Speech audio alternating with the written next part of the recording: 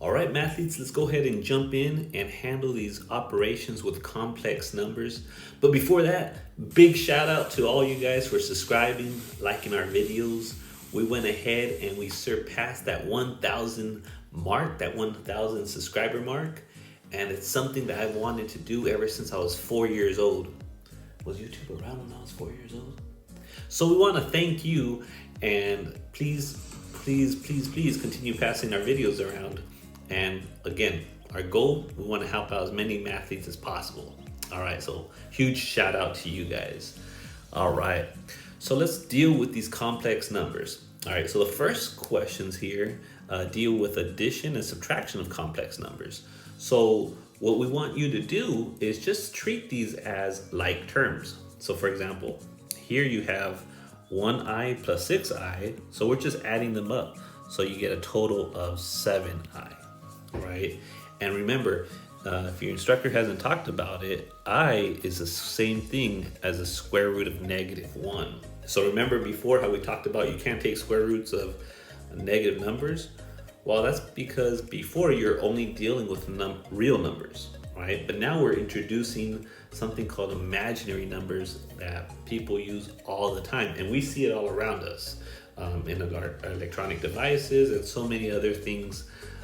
So again, a lot of folks use these. Right now, I'm just going to teach you how to use them, how to operate with these complex numbers. All right, let's look at number 2 here. So again, we're just combining like terms, 3 plus 4, which is 7. And that next one has an I, so that 6i, you can't do anything with it. And when you're writing your answer, just make sure you write the real number first, and then the imaginary number, the complex part, second. All right, and that's just a habit you want to get into. All right, so let me skip around. Let's look at number 8 down here, because I want you guys to try these and then comment down below what you get. Actually, let's try number 7, because number 7 has parentheses, which might take involve a little bit more work. All right, and you try number 8 and comment down below. Let's see if our answers match up. So for number 7, don't forget, you're gonna distribute that negative sign. All right, so you're gonna end up with -3 plus 6i plus 5 plus 3i minus 8i. And again, when you subtract, right, when you have that subtraction and distribute, what it's doing is it's changing the signs in the parentheses. So again, just be very careful. And so what we're gonna do is combine our like terms. So you got -3 plus 5. So -3 plus 5, that gives us a +2. So there's our real part. And then you have a 6i, a 3i, which is 9i, minus 8i. So 9i minus 8i gives us +1i. And remember, it's all fun and games until someone loses an eye. All right, cool. So we can't do anything else. So please do not combine these two, because they are not like terms. All right. So now that we got some practice combining our like terms, which that's what we're doing here with these complex fractions when we're adding and subtracting. Now let's look at what happens when we multiply them. Follow me. All right, so let's look at number 9 here, because that's when we get a chance to actually multiply. And just a reminder, I times I equals I squared, right? And I squared, right, what we just said earlier is I equals the square root of -1. So if we were to square both sides, right, you would see that I squared equals -1. So make sure you have that down. I equals the square root of I equals the square root of -1.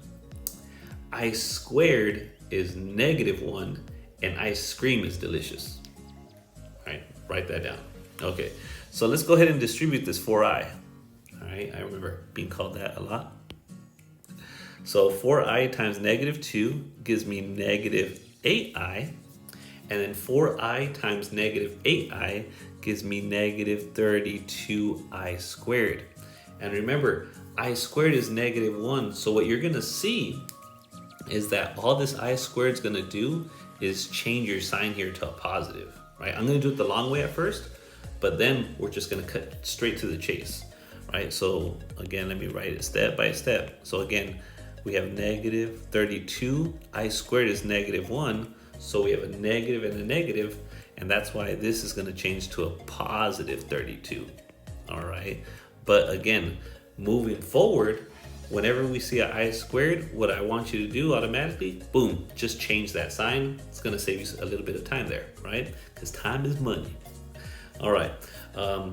And what we just talked about earlier is I want to write that 32 first, the real part, and then followed by the imaginary part. So we just switch places, that commutative property. All right. So there's number 9. Go ahead and try number 10, and we want to hear what you think. All right, so let's look at number 11 here. All right, so notice we have 3 i's, right? Maybe it was the water you drink. So we have I times I times I. So we end up with I cubed, right? Not ice cubed. So we have I cubed, and then 5 times 1 times negative 2 leaves us with negative 10, right? And so whenever you have I cubed, right? Well, remember, that's the same thing as I squared times I, right? You have 3 i's being multiplied. And the reason I broke it down this way is because I know that I squared, right, is negative 1. And so when I simplify that, that I cubed is going to become negative I. So let me write that down off to the side. So I cubed is the same thing as negative I.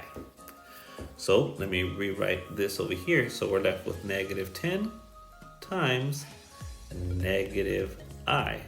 And a negative negative, we know that's a positive, so you're left with 10i. So we're still left with an imaginary number when we go ahead and multiply all that out. All right, let's jump to number 13 here. Again, we're getting practice because again, some of our mathletes out there are really struggling with this imaginary number stuff. So let's get our practice, right? Let's get our hands dirty. So negative 2 times 4, that gives me negative 8. Negative 2 times I, that's going to give me negative 2i. We have negative I times 4, that's negative 4i. And then negative I times positive I gives me negative I squared. But you already know that I squared is negative 1, so that's just going to turn our sign. It flips our sign, and it's going to be plus 1. But again, for the sake of our notes here, I'm going to write down all the steps. So I'm going to combine my like terms here, and then I'm going to change that I squared to negative 1. So we are left with negative 8 minus 6i minus negative 1, because I squared is negative 1. But again, I want you to get in a habit when you see I squared, change the sign, and then and you're going to end up with a plus in this case, right? Because it end up being plus 1 right here. All right. So we end up with negative 8 minus 6i plus 1. Combine our like terms, we're left with negative 7 minus 6i. And there you have it, right? We can't combine any more like terms. All right, so let's talk about number 15, because number 16 is the same. For number 15, let's go ahead and multiply this first, right? So 7i times 3i, that's going to give us 21i squared. And remember what the I squared does. All it does is change the sign. So that's going to end up leaving us with negative 21, all right? Because again, that just changed the sign. Times negative 8 minus 6i. And now, last but not least, all we're going to do is multiply, boom, by that negative 21. All right, so let's go ahead and do that to the side. 21 times 8, we get 8, 168. So we get 168, and then we have 21 times 6, boom, 12, plus 126i.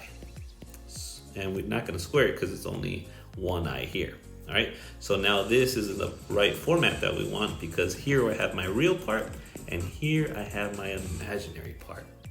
All right, mathletes, so hopefully this makes sense. So this is how you deal with complex numbers.